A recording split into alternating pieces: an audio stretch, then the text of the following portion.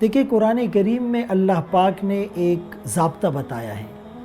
کہ اگر میں کسی کو سلطنت اور اقتدار دوں تو سب سے پہلا سٹیپ وہ کیا لے؟ الذین ان مکناہم فی الارض اقاموا الصلاۃ وآتوا الزکاۃ وامروا بالمعروف ونہوا عن المنکر، کہ وہ نماز قائم کرے گا، زکوٰۃ ادا کرے گا، امر بالمعروف اور نہی عن المنکر کا ایک نظم بنائے گا۔ حضرت عمر رضی اللہ عنہ نے بھی اپنے گورنرز کو جو خط لکھا تو اس میں ان اہم امورکم عندی الصلاۃ، کہ میرے نزدیک تمہارے سارے معاملات اور معمولات میں جو سب سے وائٹل اور امپورٹنٹ چیز ہے وہ نماز ہے۔ جو نماز کو ضائع کرے گا، جو حقوق اللہ ہیں، تو وہ بطریق اولا حقوق العباد کو ضائع کرنے والا بن جائے گا۔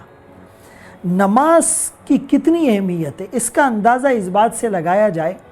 کہ ایک شخص آ کر رسول اللہ صلی اللہ علیہ وسلم کی خدمت میں کسی کی شکایت کرتا ہے کہ فلاں آدمی نماز بھی پڑھتا ہے، چوری بھی کرتا ہے۔ آپ نے فرمایا ان قریب اس کی نماز اس کو چوری سے روک دے گی۔ اگر ہم نماز پڑھتے ہیں اور فحاشی کے اور گناہ کے کاموں میں ملوث ہے، انوالو ہے، it means it is confirm کہ ہماری نماز نہیں، چونکہ اللہ کا فرمان سالڈ ہے، ان الصلاۃ تنہی عن الفحشاء والمنکر، بے شک نماز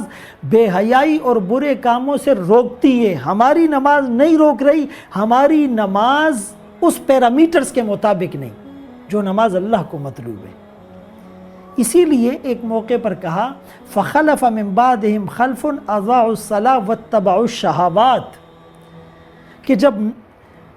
برے جانشین آتے ہیں تو وہ نماز کو ضائع کرتے ہیں اور شہوات میں پڑ جاتے ہیں۔ یہ جو آج کل ہر آدمی خواہشات کا غلام بنا ہوا ہے اور ہم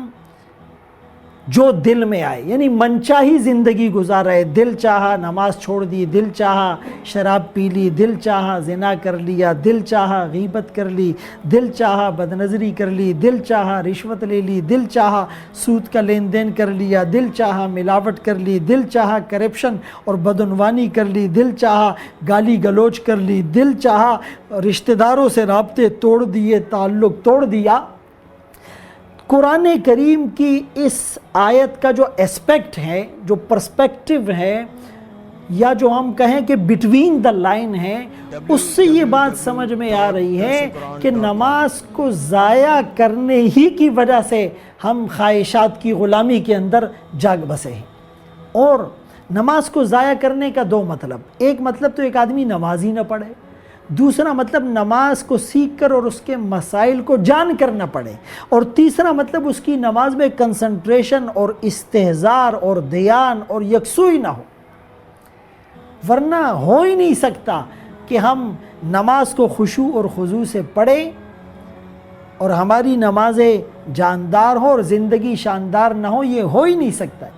اسی لیے اس وقت امت کو نماز پر لایا جائے، اور خصوصاً خواتین بہت سارے انہوں نے جسٹیفیکیشن جواز بنائے ہوئے کہ جی بچے ہیں، کپڑے پاک نہیں رہتے، اور خاندان بڑا ہے، اور کوکنگ میں اور کچن میں سارا ٹائم گزر جاتا ہے، اور میں تو جاب کرتی ہوں۔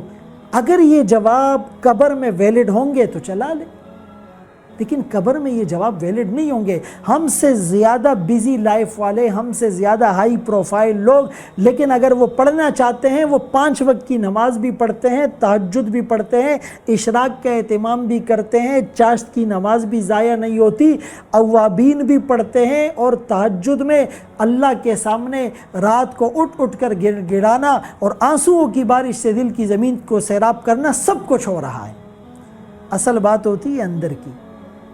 فجر کے لیے اٹھنا کتنا مشکل ہے، بہت گراں تم پر صبح کی بیداری ہے، ہم سے کب پیار ہے، ہاں نیند تمہیں پیاری ہے، طبع آزاد پہ قید رمضاں بھاری ہے، تم ہی کہہ دو یہی آئین وفاداری ہے۔ فجر میں اٹھنا مشکل، لیکن جس دن اس کی فلائٹ ارلی مارننگ ہوتی ہے، اور ہمیشہ انٹرنیشنل فلائٹس اس کا ٹائم یہی ہوتا ہے، رات کو 4 بجے بھی اڑ جاتا ہے۔ دنیا کے مفادات کی خاطر اٹھنا آسان، اللہ کی رضا کی خاطر اٹھنا مشکل ہے۔ عصر کی نماز کاروبار کی نظر ہو جاتی ہے، عشاء کی نماز غفلت میں اور گھر میں گزر جاتی ہے، اور فجر میں جو ہے وہ نیند سے اٹھنا مشکل ہوتا ہے، اور ظہر وغیرہ میں ہم اپنے معاملات کو نہیں دیکھ پاتے۔ تو اسی لیے کوشش یہ کرے کہ جب نماز کی پابندی ہوگی اور خشوع اور خضوع کے ساتھ نماز کا اہتمام کیا جائے گا تو یہ بہت ساری معاشرتی برائیاں وہ انڈیویجول بیسس پر ہوں یا اجتماعی سطح پر خود بخود ختم ہو جائیں گی.